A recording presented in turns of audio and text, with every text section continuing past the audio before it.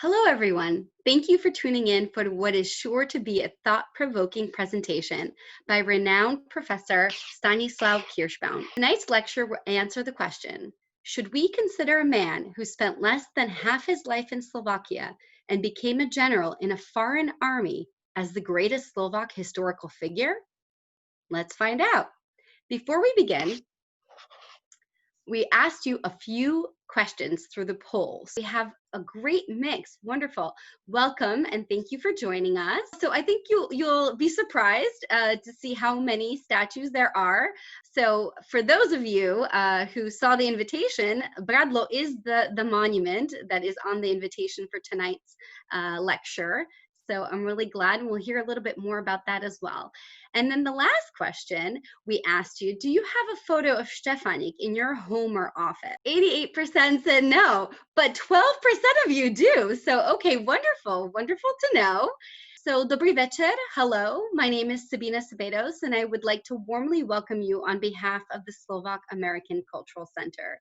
I am joined by Professor Stanislav Kirschbaum and Matuš Čulen, who will be moderating the discussion and Q&A after the lecture. The event is offered to you through the Slido platform. Slido is a Slovak company that is dominating the market. For those of you who may not be familiar with the Slovak-American Cultural Center, we are a nonprofit founded in 1967 to preserve Slovak heritage and culture in the United States. Typically, our events are organized in person, but since this is a pandemic, we've adjusted our programming, and we are honored that you are able to join us via this virtual platform.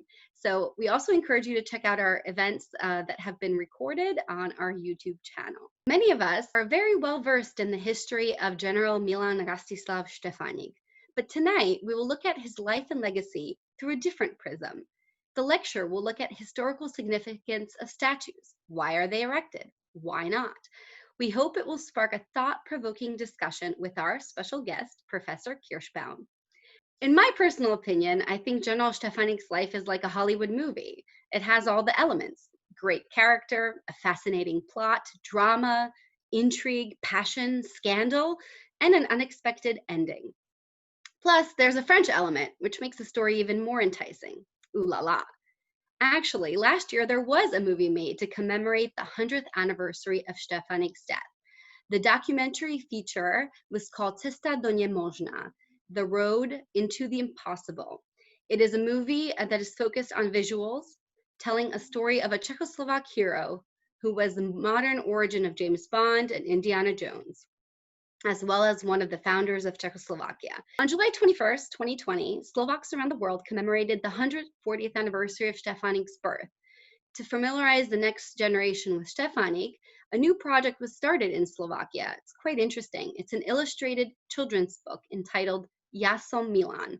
The crowd-funded project received overwhelming support, and the children's book is being published in Slovak. The goal of the authors is to also have it published in the English language. Please let me take this opportunity to briefly introduce our esteemed guest lecturer. Professor J. Kirschbaum was born in Bratislava, Slovakia in 1942. He graduated from the universities of Ottawa, Toronto, and received his doctorate in research in the 1970s from the University of Paris. He is also a graduate of the National Defence College of Canada. Professor Kirschbaum has been teaching international studies and political science at Glendon College, York University since 1970. He has also taught at Queen's University and held visiting professorships at Université de Montréal and Université Laval in Quebec City, and also at Trnavská univerzita in Trnava, Slovakia. He is a specialist on Central European security and politics, focusing particularly on Slovakia, publishing more than 90 scholarly articles in English, French, German, and Slovak. He has edited 9 books and authored 3. He was elected Fellow of the Royal Society of Canada in 2002. He has received numerous awards and recognitions. He was promoted to the rank of officier in 2015, received the commemorative medal from Matica Slovenska in Slovakia in 1995, and the Jubilee Medal from Trnavská univerzita v Trnave in 2008. Professor Kirschbaum is married and is the father of 3 and has 6 beautiful grandchildren. I first came to know Professor Kirschbaum from the First Catholic Slovak Union, the Jednota newspaper. He has been a contributor for many years, and I read an excerpt from his book, The First English Language History of Slovakia, and that book is titled A History of Slovakia, The Struggle for Survival. I immediately went out to buy the book, and I recall that the book came in really handy while writing my college thesis paper. Now, without further ado, I present to you Dr. Stanislav Kirschbaum. Welcome. Dobrý večer, milí priatelia. Good evening, dear friends, and thank you so much for this wonderful introduction. I was listening to your comments about Štefánik, and I hope I don't disappoint you, because from the Hollywoodish image you will have gotten from Sabina, you're going to get a little more scholarly approach. But I'll try to make it as interesting and as challenging to those of you who are listening and who have shown interest in this particular subject. Now, since time immemorial, as an act of self-definition and as a way to encourage social cohesion, societies and states have honored historical personalities in a variety of ways, from etched portraits on temple walls that we see in Egypt, the Yucatan, or Angkor Wat, to the erection of statues like the ones that have lasted to this day in Greece and Italy. Our modern world has maintained this tradition, adding the naming of streets or squares in cities and towns, and major events in national and international life have seen important people honored in these ways. Recently, however, we have also witnessed the toppling of statues or public protests targeting historical figures as a result of a re-examination of their role in history and/or in response to social movements that demand the recognition and redress of past wrongs with which they were connected. Examples abound these days. In addition to the monuments of Confederate leaders that have been removed, Christopher Columbus statues have come down in American cities. Statues of Canada's first Prime Minister, Sir John A. Macdonald. At Colston, a British merchant and slave trader, was dumped in British Bristol Harbor.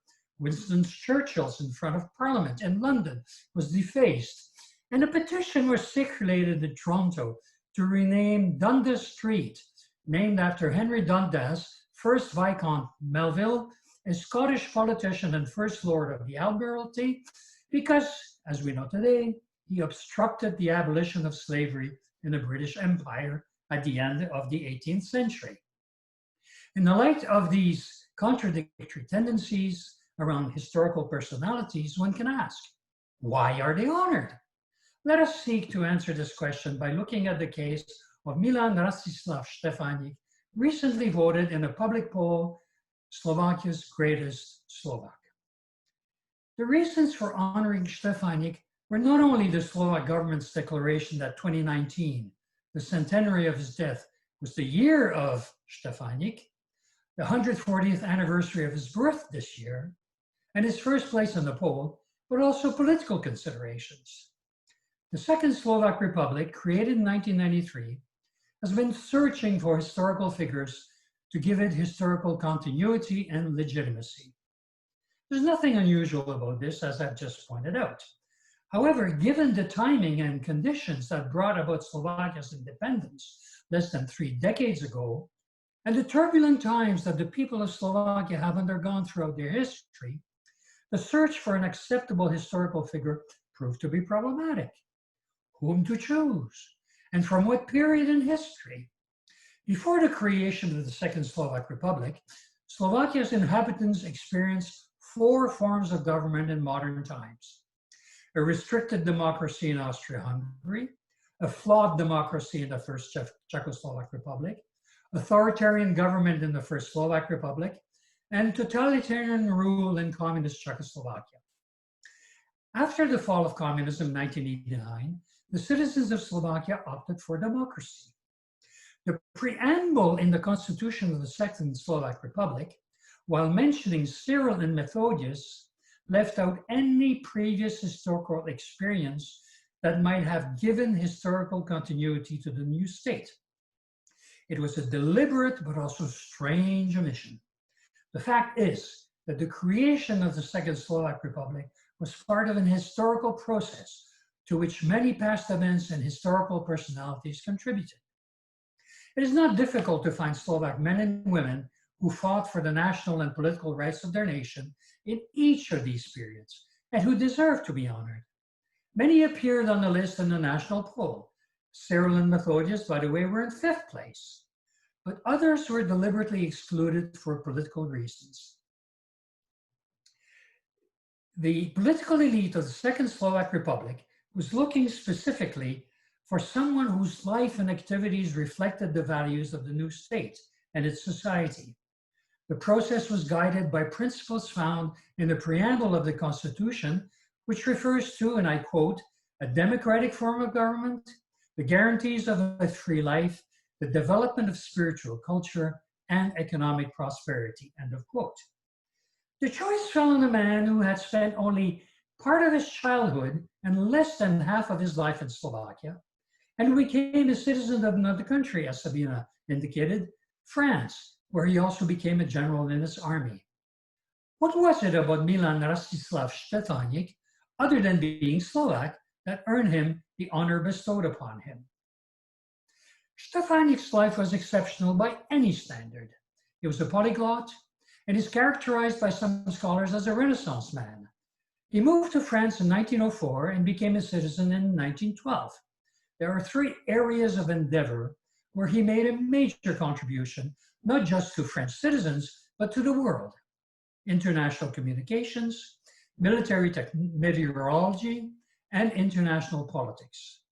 It is in the latter where his Slovak origin and his military and political activities intersected. Born on July the 21st, 1880 in Košice, the small Slovak village in northwestern Slovakia, his early schooling was in Bratislava, Sopron, and Sarvas, the latter 2 cities in Hungary. Instead of going to Budapest to study engineering, as his father wished, he left Slovakia for Prague in 1898, where at Charles University he earned a doctorate of philosophy and astronomy. During his university studies, his political views about Slovakia's future came into focus. He was a member of Jetvan, a Slovak student club established in 1882, whose activities were aimed at acquainting the Czech public with Slovak culture. He contributed regularly to Slovak and Czech periodicals and became president of the club.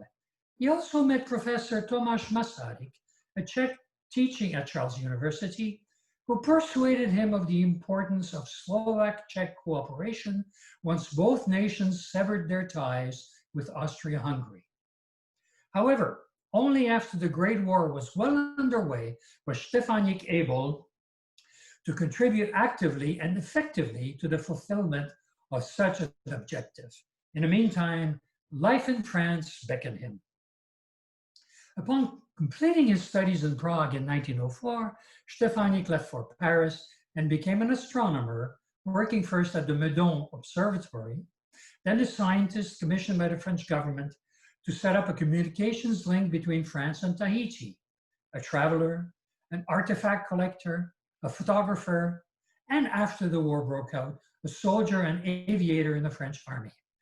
For his achievements in these areas, he was made an officer of the Légion d'honneur in November 1917, France's highest decoration, and was promoted to the rank of Grand Officier in January 1918. In June of that year, he was also given the rank of acting brigadier general in the French army. After the war was over, on May 4th, 1919, he returned to Slovakia only to die suddenly when his plane crashed upon landing. He was almost 3 months shy of his 39th birthday. These activities and his stature in France made it possible for the Second Slovak Republic to establish a special relationship with that country, a significant diplomatic asset for a small Central European state and a member of the European Union.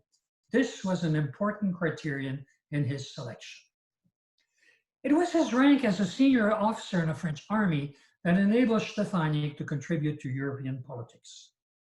He was one of the 3 founders of the Czechoslovak National Council in 1916, along with 2 Czechs, Professor Masaryk, whom he had met in Prague, and a student named Edward Beneš.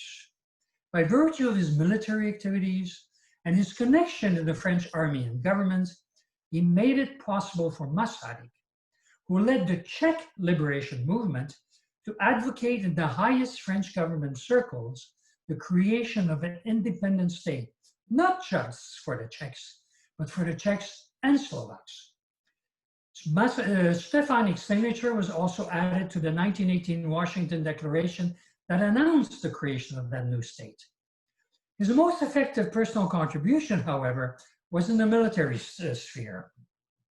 In March 1916, he received orders from his French superiors to go to Russia to recruit prisoners of war of Czech and Slovak origin from captured Austro-Hungarian units to serve with the French army on the Western Front. The Czechoslovak Legion was born. As he traveled through various war zones, it is interesting to note that he proposed to create a Slovak air squadron in the French army in Serbia and a Slovak infantry division in the Czechoslovak Legion in Siberia. Unfortunately, he failed to do so. He went to the United States in 1917 to further his goals for the Legion, and he organized units in France and Italy. In the end, it was largely his personal diplomatic skills and contacts, especially in France and Italy, that made the Entente recognize the Czechoslovak National Council as the de facto government and the Czechoslovak Legion as an allied force in the summer and autumn of 1918.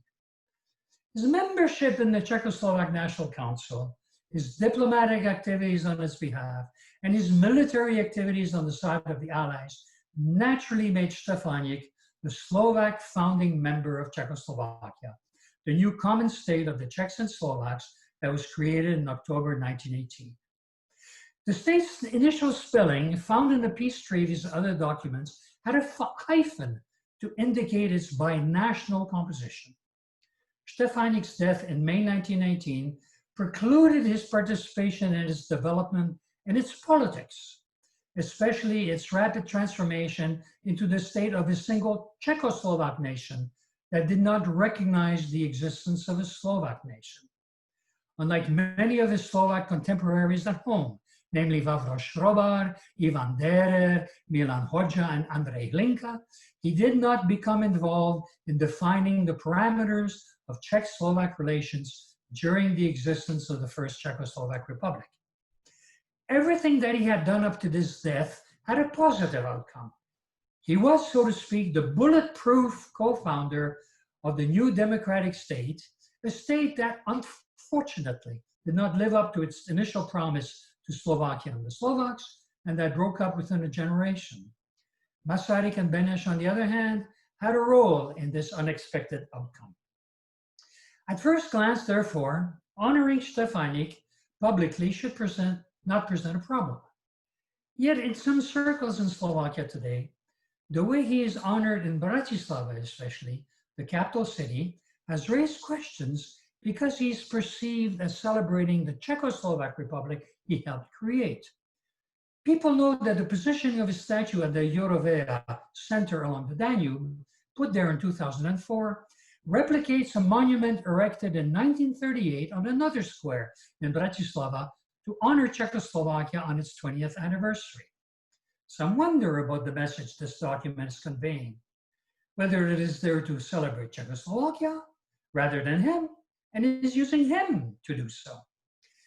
That his statue would provoke a debate around Czechoslovakia and his role as one of its founders is not surprising. It is one of the many issues under discussion about Slovakia's past today. Under communism, the inhabitants of Slovakia underwent almost 5 decades of bizarre interpretations and major distortions of their history.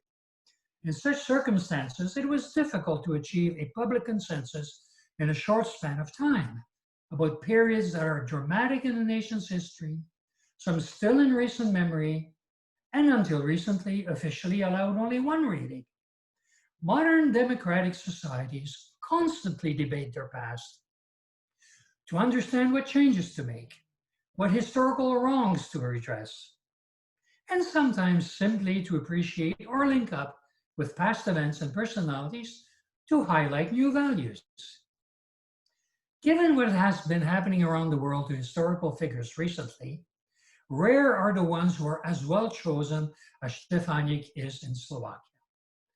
This is because of his ideals and the objectives he pursued at a crucial time in Slovak history, namely Slovak-Czech cooperation and the participation of the Slovak nation on an equal footing with the Czech in a binational democratic state. He was bestowed public honors in Slovakia soon after his death, and throughout the 20s and 30s, statues were erected to honor him in Trnava in 1924, in Spišská Nová Ves in 1928, in Brezno and Košice in 1929, in Komárno and Predmier in 1930, in Levice in 1932, in Šurany in 1934, in Bratislava in 1938, and in Spišská Bela in 1939. One should not forget his burial memorial on Bradlom Barrow in Brezova pod Bradlom, unveiled in 1928. He was honored not just in Slovakia, but also in Cleveland, Ohio, with a statue in 1924, in Prague with an astronomical observatory named after him in 1928, and in Paris with a city square in his honor in 1932, and a statue at the Jardin des Tuileries in 1933 that ended up in the village of Polon in 1955. It bears repeating that Štefánik was and is honored for representing, defending, and leading the Slovak nation forward at a time when the world was going in new directions and offering new perspectives, as well as for his other achievements. The fact that the future unfolded in unexpected ways for the common state of the Czechs and Slovaks does not take anything away from what he accomplished. That future was, but also the state he helped create, were unkind to him. During the communist era, the regime destroyed his statue in Bratislava, removed those in all other locations except in Predmier, and condemned him to historical oblivion. After the regime fell in 1989 and Slovakia became democratic, Štefánik's appeal to the elite of the Second Slovak Republic and to the people of Slovakia came as a surprise, and was both a reaction to the recent past and a logical choice in the new state's search for historical continuity and legitimacy. The statues of yesteryear also reappear there where they had been removed or destroyed. The process of honoring him as an historical personality was not just official policy, but with every public ceremony in memory of him and acknowledgement of his positive role in Slovak history and the values that he stood for and defended. There are other Slovak personalities who also deserve to be honored because their lives and activities likewise reflect the values present not just in Slovak history, but also in today's Slovakia. New times and different circumstances will perhaps make it possible for them to be similarly acknowledged and honored for what they represented, accomplished, and defended. Thank you very much. And we will, in a minute or so, have a few slides that I will comment on. So here you have the monument in Bradlo. It is really quite an impressive monument. He was buried there in 1919. The monument came up in 1928 and has undergone some repairs because the communist regime completely abandoned it and let it basically be victim of the elements. Is a picture of Štefánik with representative of the Slovak League of America and two photos of him wearing a French uniform as a junior army officer. This is the Eurovia statue, and if you look on the right of the two, this is what it looked like back in 1938 on the, what is today Šturovo námestie in Bratislava, in front of the Reduta Theater. And this is why some people think that putting it the same way it was today as it was in 1938 is really sending not the right message. And that's why there is a debate in Slovakia about particularly that statue as to whom does it really honor or what does it really honor. The lion on top, of course, is representative of the Czechoslovak Republic. This is the observatory in Prague named after him.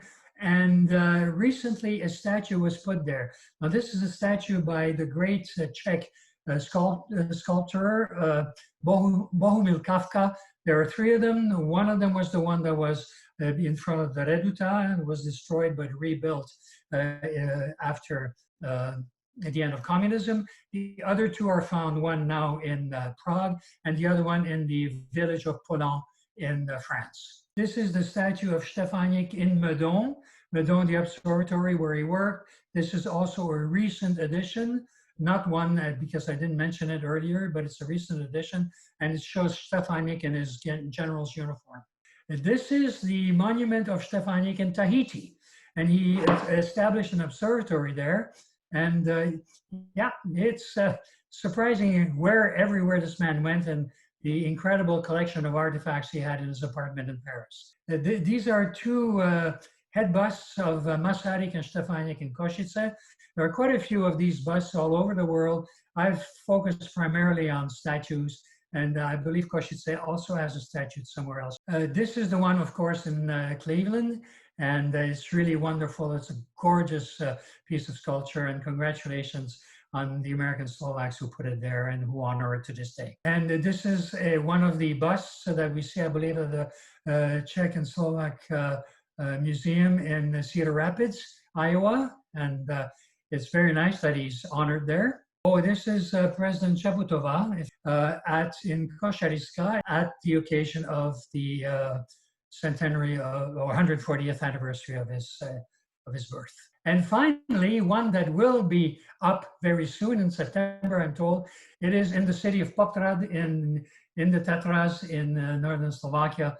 And again, it shows you that the man has resonance, he's respected, he's accepted, and he really deserves the recognition that he's getting. So that, ladies and gentlemen, is both a verbal and pictorial presentation on Štefánik, and I look forward now to the questions that you've been putting to Matuš. Great. Thank you so much, Professor Kirschbaum. That was a very interesting lecture, and I learned a lot, and I'm sure the 150 plus members in our virtual audience did as well. So thank you so much for sharing your thoughts. We'd like to take this opportunity now to answer some of your questions. At this juncture, please let me hand it over to Matuš Čulen, who will moderate the Q&A.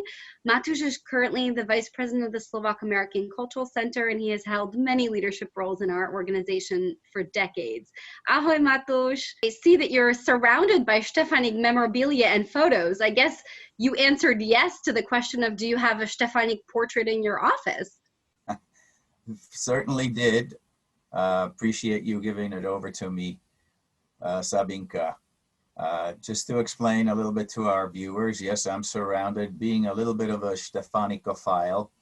I'm surrounded by an exhibit that we have prepared. It encompasses about 150 period photographs and really the life of this man in pictures and in some text, which will subsequently travel and be available to the Slovak and American public. Behind me, you see only a few panels.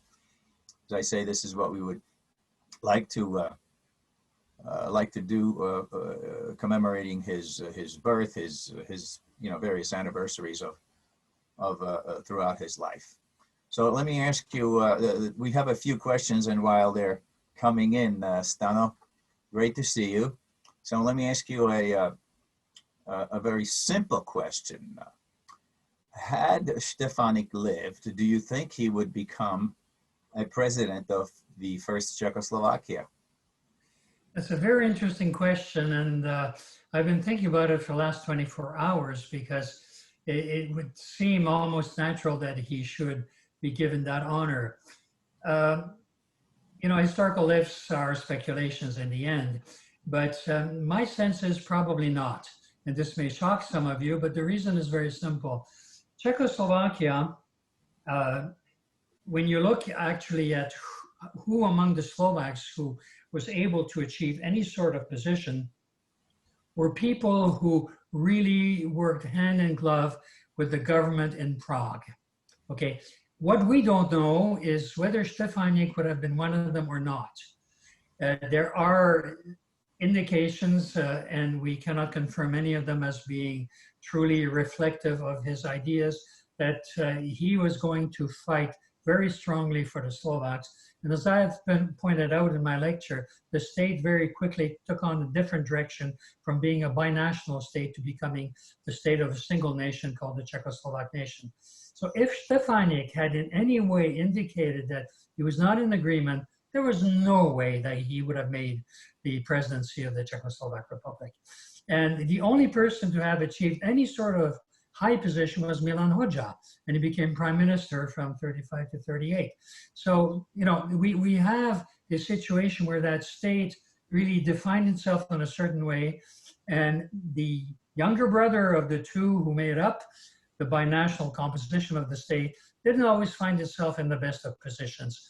And therefore, my conclusion would be no, he would have not become president. Well, thank you for that answer. Of course, it's a very broad topic in many ways. One could infer that had he played an active role and the Czech part wasn't essentially a little paranoid about minorities, Slovak tension might have been resolved, and the second Czechoslovakia might not have fallen apart. But that's going a little bit sideways. Let me get back to Štefánik and specific questions on him. May I point out one thing, Matusz, if you don't mind? Štefánik's role really comes to an end for him at a very important juncture. I mean, it's sad that a young man of 39 loses his life like this within a month or so of getting married to Julia, what is her name here? I got it, Juliana Benzoni. But the thing is that his activities are really fascinating in a sense that he makes it possible for Masaryk and Benes to talk to the important leaders of the Entente, the British, especially the French, and the Italians as well. He's extremely well connected. He's very popular, but he has, to my knowledge, no role whatsoever in the preparation of what becomes the declaration, and eventually even in the preparations in the creation of the state. He's automatically named Minister of War, but where is he? He's in Siberia. He's in the United States. He's with the Czechoslovak Legion. And by the time he does come back to Europe, Czechoslovakia will have been created. The government institutions will have been put together. Vavro Šrobar was minister for Slovakia. And basically, his trip back to Slovakia in May was the first time he set foot since he left, in 1898. So there you have a man who can stand on his 2 feet for what he fought for or represented. And I suspect he would have fought for these things in the first Czechoslovak Republic, which connects to my first answer, which because of it, he would have had difficulty with the Czech partners. Right, well, that brings me to another fairly maybe esoteric or deep question, which is an observation that was made to me by actually years and years ago by my dad. As you see the two most conspicuous statues of Štefánik in Bratislava and in Prague, he's represented in his aviator gear, which is a kind of an irony because his aviation activities were really quite limited and actually not all that significant. It adds to the panache of his, James Bond personality, but I think he crashed a couple of planes because those were like kites in those days, but he didn't fly too many missions, didn't shoot many German planes down. But for him to be represented or be wearing the uniform of an aviator, French aviator, at the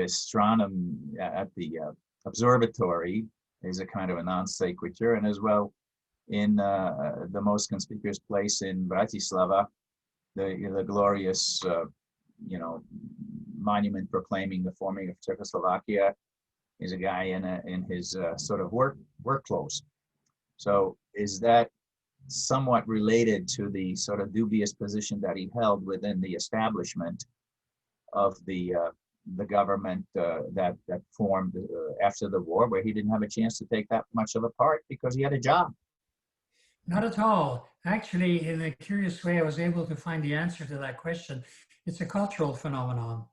in the 1930s, when Kafka was actually in the process of creating a statue of Štefánik, to be shown in the aviator suit, it was to indicate that you were very progressive, that you were someone who was up with the latest technology. And the idea was that by presenting him like this, it was really to honor the fact that he was not only a high official, but someone who represented the future. Someone, and all you need to do is to read the comments that Kafka made on that particular statue. And indeed, with the foot forward and the parchment in his hand, you know, some thinking it's the Pittsburgh Agreement. It's not quite clear what it is, but the idea was Kafka thought he was really honoring him in the best possible way. The other thing that one might consider is, why would in Slovakia a Slovak be shown in a French general's uniform? I mean, that in itself, I know, I'm just asking the question. I think it's quite appropriate because that's exactly what he was. He was not a general in the Slovak forces, and there were no Slovak forces at that time. But he, as a French general, he was also the leader of the Czechoslovak Legion. Why was he not in a Czechoslovak Legion uniform? So, you know, one can speculate on all sorts of things. I'd rather stay with Kafka. And really, Kafka sought to honor him, and that the aviator suit is, he thought, the best way of doing so. That's an interesting take, I guess. You know, in America, we have the Jet Propulsion Laboratory in Cape Canaveral, and when we think of jet, it's like 50s stuff, you know, where we're talking more space age. So interesting perception there. Regarding the statues, do you have any idea how many there are around the world? Well, no, I don't have an exact count. At best, as I said, Cleveland, Poland, and yeah, outside of Slovakia and the Czech Republic, those are the two main ones that I'm familiar with. There are busts all over the place, including Cedar Rapids and elsewhere, where there's a reason to have something Slovak. But in terms of actual statues, perhaps some of our listeners may have hints or can give us additional information. But to my knowledge, that's about the size of it. In Slovakia, of course, there are more. There's a very beautiful one in Trnava, which is right in front of the Lutheran church, just outside the historic city walls on the námestie Andreja Žarlova. And it's a life-size in French uniform. So there are many ways, and in some he looks like Štefánik, and others I'm not so sure. We have another interesting question. Did Milan Štefánik ever have any interaction with Andrej Hlinka, or perhaps the subsequent president of Slovakia in Not likely. Second World War? Yeah, not likely, because the man does not return to Slovakia until May 1919, and he dies. So he might have known of certain Slovak politicians. It's likely that he did. He probably met Stefan Osuski in Paris, because Osuski was sent by the Slovak League of America to Paris to join the Czechoslovak National Council. But beyond Osuski, I'm not aware that he would have met anybody else. Neither Šrobar, nor Derer, nor Hlinka, nor Hoxha were in Paris at the time of the Paris Peace Conference. I'm thumbing through some of the questions here. If you give me 2 seconds. Do you think that being portrayed in a French uniform reflects his important international stature, something rare for Slovaks? Well, you touched on that, but you know, there were no Slovak uniforms. There were barely any Czechoslovak uniforms. That's quite correct, yeah. I mean, the war started, and yeah, so it's difficult. The Czechoslovak Legion, in a way, was a sort, at the beginning anyway, a ragtag army. And he whipped it into a fighting force that fought the Bolsheviks in Siberia. And then he enabled it to go across Siberia, across the Pacific, land in Vancouver, across Canada, all the way to Halifax, across the Atlantic, and arrive in Europe when the war was over. So those guys traveled a lot, and I don't suspect that, you know, there were uniforms to identify them, really. There's there are some indications that during his travels in astronomy, in his astronomer career, that he also had a somewhat diplomatic government mission for the government when he traveled to the far-flung corners of the world and the French Empire. Are you familiar with, was he a secret agent while he was chasing sunspots? Well, I wouldn't go so far as to suggest he was a secret agent, but he was definitely commissioned by the French government to establish a communications link between France and Tahiti. And as you know, Tahiti is in the Pacific Ocean in the South Seas there. So if in the meantime he found out things, and he probably would have passed them on to his superiors. From the sounds of it, for a man who rose so extraordinarily quickly, because he enlisted in the French army as a private to end up as a general, he knew how to maneuver, how to obey, and what to say and to whom. So I wouldn't call him a spy, but I'm sure he had his eyes open. Right. This may be this little anecdote. I hate to interject it, but it's just such a pearl. Some of our viewers might have heard it in a different forum, but he was chasing observations of the sun and eclipses all over the world. And one of the darling stories that he would use when he came back to Paris in, I guess, cocktail parties was that he went to Tahiti and told the chief that the sun is going to shut down, and the French government sent him to make sure it comes back on. And after that happened, he got a lot of street cred after that with the natives. So, well, one thing I wish to say, Matoush, about the salons. At that time in France, the salons were extremely important.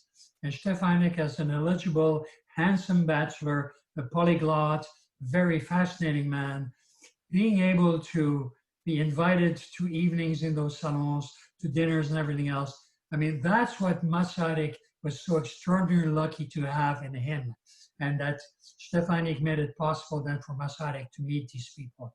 So the role of salons today, there are different forms of social interactions among the elite. They're still there in France, but I don't think they play the role that they did at the time of during the First World War, the end of the First World War. An obvious question here, of course, I knew it'd come. Is there any suspicion or evidence that the air crash that ended his life was not an accident? There is no evidence whatsoever, and all of the investigations that took place primarily after the end of communism suggest that it was an aircraft accident. There are many versions as to why it flipped over. Was there an explosion in the engine? Did he land badly on his first try? It's all speculation, but any conspiracy theory about the Hungarians, the Bolsheviks, the Czechs, or anybody else, even with a bow and arrow shooting him down, nah, I don't believe in any of those. Right, just so we don't give the wrong impression. He was not flying the plane. There was a crew of 3 Italian airmen, and of course, in my conclusion and looks at it, there certainly isn't anything nefarious about it. It's just a crazy occurrence, which you just couldn't make it up. If there were people who wanted to get rid of him, there were many other ways that they could have done it, and there were many other opportunities. Last question, which should be very easy to answer, by the way, is did Štefánik and his wife have any children?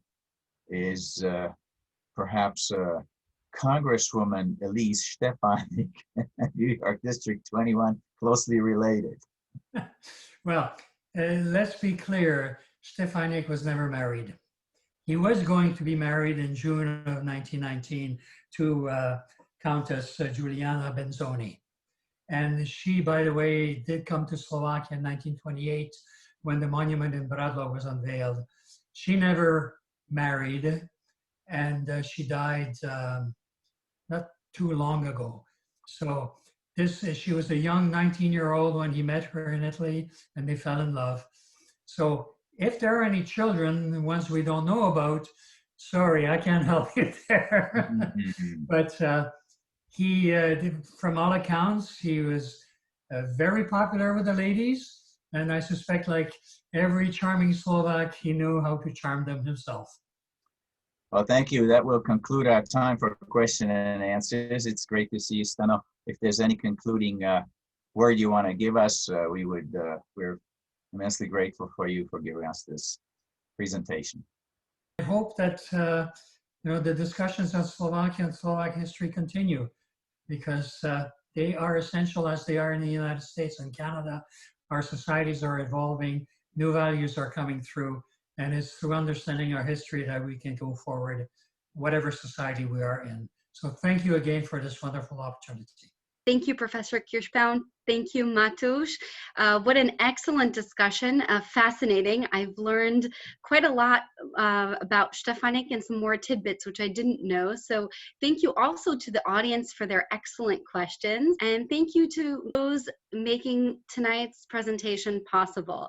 A warm thank you to Professor Kirschbaum for sharing with us your insights and your deep knowledge of Slovak history and Štefánik. And thank you to our excellent moderator, Matusz Čulen, as well as Peter Krajniak, who is working behind the scenes. Srdečne vám ďakujem. As we know, Slovakia is a very complex and interesting history, and it has many fascinating characters. I hope that today's lecture will inspire you, as the professor mentioned, to continue to learn more. Let's see what the future holds for Slovakia, what statues or symbols we will erect to represent those that got us where we are today as a country. This is a book that was very helpful to me and very interesting, a history of Slovakia. If you will receive an email from us, and you will be a winner of this book, and I hope that you put it to good use and you read it and learn more about the history of Slovakia. So again, on behalf of myself and the entire team, thank you so much for being with us this evening. Stay safe and stay in touch.